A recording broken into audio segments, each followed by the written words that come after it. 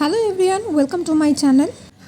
আজ আপনাদের সাথে শেয়ার করছি ঘরে সহজেই একদম দোকানের মতন কিভাবে দই পাতবেন। আপনারাও ঠিক এরকম ঘন দই বাড়িতে বানিয়ে নিতে পারবেন সহজ কয়েকটা টিপস মাথায় রেখে।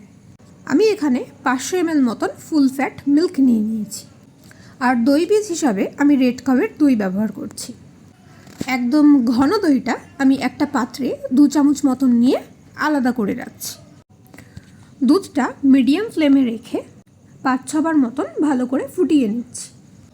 দুধটা ফোটানোর সময় মাঝে মাঝে আপনারা এটাকে নেড়ে নেবেন যাতে দুধের ওপরে শর্টটা না জমে। দুধটা ভালো করে ফুটে গেলে আপনারা হিটটা অফ করে 5 থেকে 10 মিনিটের জন্য দুধটা রুম টেম্পারেচারে আনার জন্য রেখে দেবেন। আর ঠান্ডা করার সময় অবশ্যই দুধটা বারে বারে নাড়তে থাকবেন যাতে শর্টটা না পড়ে। আর এখন আমি যে দইটা সরিয়ে রেখেছিলাম সেটাকে ভালো করে ফেটিয়ে নেব। প্রথম টিপস, দইটা অবশ্যই ঘন হতে হবে আর সেটাকে ভালো করে ফেটিয়ে নিতে হবে একদম যাতে স্মুথ থাকে। দ্বিতীয় টিপস, দুধটা আপনারা ফুল ফ্যাট মিল্ক নেওয়ার চেষ্টা করবেন আর ভালোভাবে অবশ্যই জাল দিয়ে নেবেন। আর যতক্ষণ না পর্যন্ত রুম টেম্পারেচারে আসছে ততক্ষণ পর্যন্ত ওয়েট করবেন।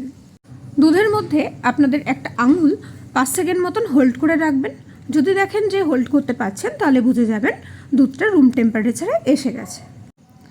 এরপর আমি এখানে মিল্ক পাউডার মিশিয়ে নিচ্ছি। আমি 2 চামচ পরিমাণ মতন মিল্ক পাউডার মিশিয়ে নিয়েছি 500 মিলিলিটার দুধে। এই গুঁড়ো পাউডারটা মেশানো হলো আপনাদের তৃতীয় টিপস। তাহলে দেখবেন আপনাদের দইটাও একদম ঘন হয়ে জমছে। এরপর যে পাত্রে আপনারা দইটা জমাবেন সেই পাত্রে ওই ফ্যাটানো দইটা 1 থেকে 2 চামচ মতন নিয়ে নিতে হবে। ভুল করেও পুরো দুধের মধ্যে আপনারা ওই ফ্যাটানো দইটা কিন্তু মেশাতে যাবেন না। এরপর আমি উষ্ণ দুধটা 2 হাতা মতন নিয়ে এই দইটার সাথে ভালো করে মিশিয়ে নিচ্ছি। ভালো করে মিশিয়ে নেওয়ার পর বাকি দুধটা আমি এই পাত্রের মধ্যে ঢেলে নিচ্ছি। এরপর আপনারা একদম এরকম ধীরে ধীরেই দুধটাকে একবার মিশিয়ে নেবেন। আপনারা এটা মাটির ভাঁড়ে বা এয়ারটাইট কন্টেনারে বা যে কোনো কাচের পাত্রে বসাতে পারেন।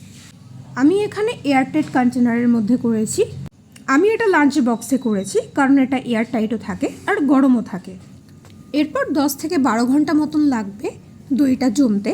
এটা কোনো শুকনো গরম জায়গাতে আপনাদের রাখতে হবে। আর যদি বাইরে ঠান্ডা থাকে তাহলে একটা শাল বা গরম কাপড়ের মধ্যে আপনারা এটাকে রেখে দেবেন। 12 ঘন্টা পর আমি দইটা দেখছি। দেখুন কতটা ঘন হয়ে এটা জমেছে আর কোনো জলও কাটেনি। দইটা এরকম ভালোভাবে জমা হয়ে গেলে তারপর এটা আপনারা ফ্রিজে স্টোর করতে পারেন। আর আপনাদের লাস্ট টিপ হলো, দইটা বানিয়ে কখনোই আপনারা ফ্রিজে ঢুকিয়ে দেবেন না। এটাকে কোনো গরম জায়গায় রেখে ফার্স্টে জমিয়ে নেবেন, তারপর ফ্রিজে দিতে পারেন। এই টিপসগুলো আপনারা যদি ফলো করেন তাহলে আপনারাও বানিয়ে নিতে পারবেন বাড়িতেই ঘন দই। ভিডিওটা ভালো লাগলে জানাবেন আর রেসিপির বিভিন্ন টিপস জানার জন্য চ্যানেলটা সাবস্ক্রাইব করে দেবেন।